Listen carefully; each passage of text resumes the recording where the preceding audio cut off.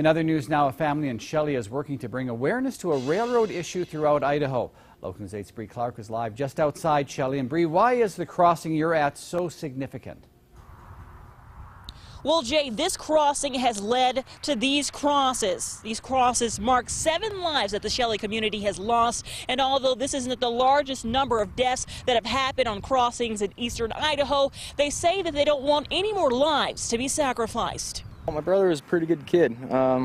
He was always willing to go out of his way to help other people, and he's just kind of one of those guys that always had a big smile on his face. And Jonathan Adamson is one of 7 that have lost their lives since 1953 while crossing these tracks. Lives his brother Hyrum doesn't want people to forget. We're kind of a little hesitant to do it because it'd be an abstraction or a distraction to drivers. But last Christmas, Jonathan was driving across the intersection when a train hit his truck. Since that day, Hyrum has planned to start a petition to make some changes. 7 lives is enough to really probably should act some change on getting some lights or different warning system in, because that's just too much. But this isn't the only intersection in Bingham County that has a few issues. Shelley's mayor said the cities throughout the county have met with the railroad on several occasions.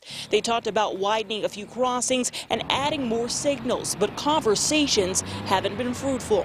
All cities have the same problem. Now, some of them are a little bit bigger problems than others, but we all have the same problem.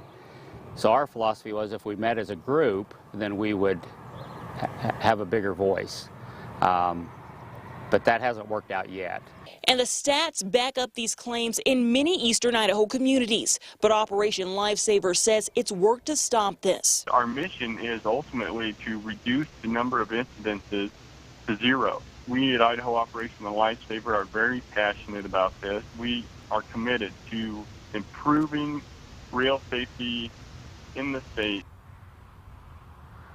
And Operation Lifesaver says that they have worked with the railroad as well as the Idaho Transportation Department to do studies on crossings like this. Now they do the study, they get the statistics of how many accidents they have, and then they compile that to make an action plan. Now they have limited resources, so they say most of those resources go to crossings that have been impacted the most, but they're working to make sure that they get to these smaller crossings that have had a small amount of incidents as well. For now, live in Bingham County, I'm Bree Clark. Thanks, Bree. The nonprofit agency also tells us they understand both sides, as it is often for train engineers to stop at every crossing.